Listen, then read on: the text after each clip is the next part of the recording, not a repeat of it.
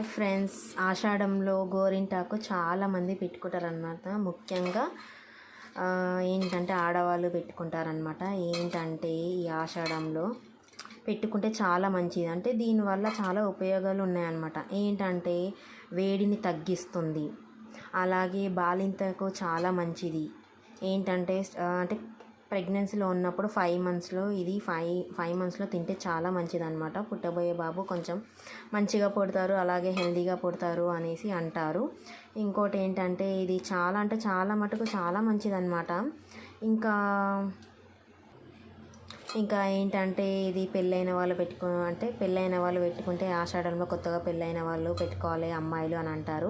అలాగే పెళ్ళి కాని వాళ్ళకి ఏంటంటే ఇది పెట్టుకుంటే ఎర్రగా అవుతే మంచి మొగుడు వస్తాడు అని అంటారు. కానీ అదేంటో నాకు అంత తెలీదు. కానీ ఇది పెట్టుకుంటే మాత్రం చాలా మంచిది. ఇంకోటి ఏంటంటే ఇది తింటే కూడా మంచిది.